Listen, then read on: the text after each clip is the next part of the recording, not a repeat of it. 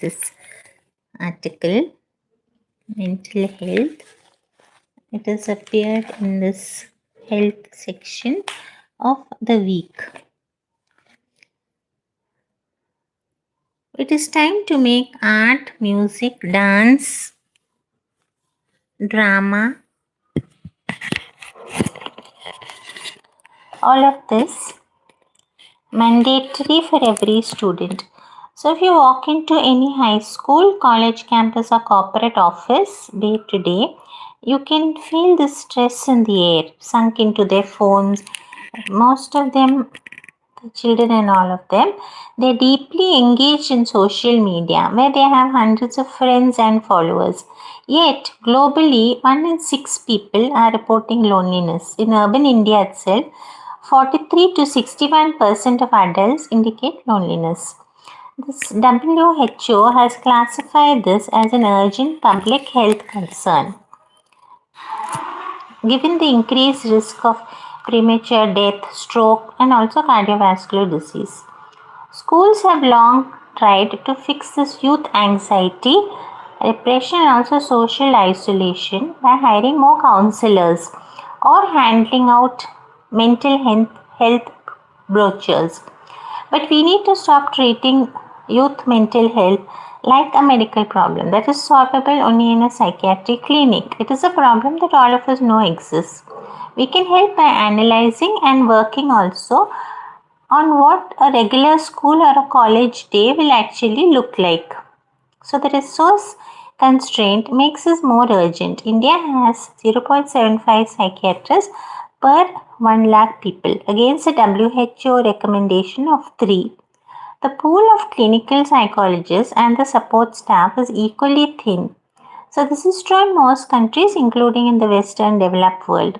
We have to remind ourselves that clinical care determines only 20% of an individual's overall health. The remaining 80% is shaped by environment, lifestyle, and also social connections. Social prescribing is a health care framework that is built on exactly this understanding, treating a person holistically to improve their long-term quality of life. In social prescribing, you will see that doctors, nurses, paramedics, all of them will refer patients not to clinics but to community-based services that are addressing the social determinants of health, isolation, financial strength, physical inactivity. So patients are meeting this link worker who will assess their non-medical needs. First, they will meet them and they will be assessed on the basis of their non-medical needs, their personal interests, and what brings them purpose. The result is not a pill, but a tailored action plan.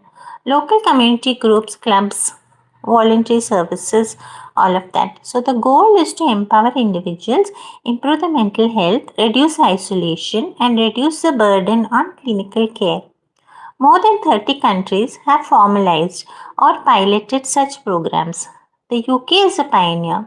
Through the NHS long-term plan, social prescribing is integrated into primary care networks. It is employing thousands of link workers.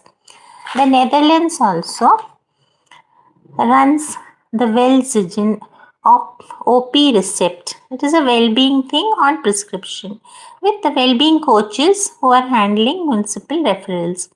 The US is growing this model through the accountable care organizations and community clinics. Japan, South Korea, and China are also actively piloting all these programs.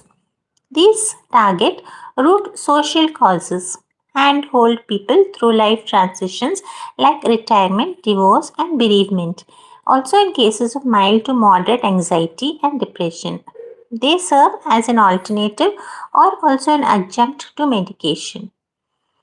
Common pathways include arts and culture, painting, pottery, community choirs, theatre, museum visits, which are found effective for stimulation and anxiety reduction. They also include physical activity groups from city walks to cycling sessions and also for community gardening as well. Nature-based activities like forest walks, outdoor conservation, and park prescriptions that reduce cortisol and stimulate the mind as well. Creative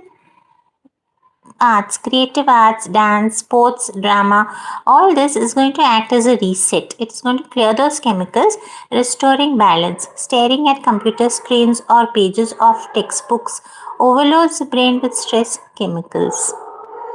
So all of this isn't a radical idea. In the UK and also in Canada, doctors are already writing social and green prescriptions. So instead of medication for an anxious teenager, a doctor will write a prescription to join an art class, maybe a dance group also, or even a football team.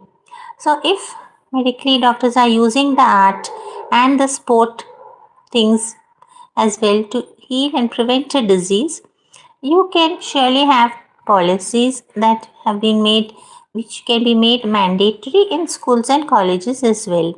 Dance, drama, arts, and after school sports are always treated as extras, things that you kids can pursue after all the textbooks are done, and they're the first to go when the budgets are cut. So, this has been happening for decades. By treating creative pursuits and physical activity as though they don't matter in practical life, we have taught the children that their own interests also and happiness doesn't matter. Educational institutions have put young minds under intense stress. It is focusing only on grades and profiles. It is taking away the very things that make life worth living. This is also about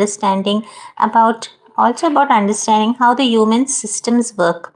Staring at computer screens or pages of note textbooks will overload the brain with stress chemicals. Here is where creative arts, sports, and drama will act as a reset. It is going to clear those chemicals and restore balance. It is a time to make art, music, dance, drama, and also sports mandatory for every student. Dance and drama, in particular, will compel the children to make eye contact. It will communicate face to face and also practice the forgotten art of being human altogether. In a young country like India, if we keep judging children only on the test scores, we will raise a generation of burnt out adults.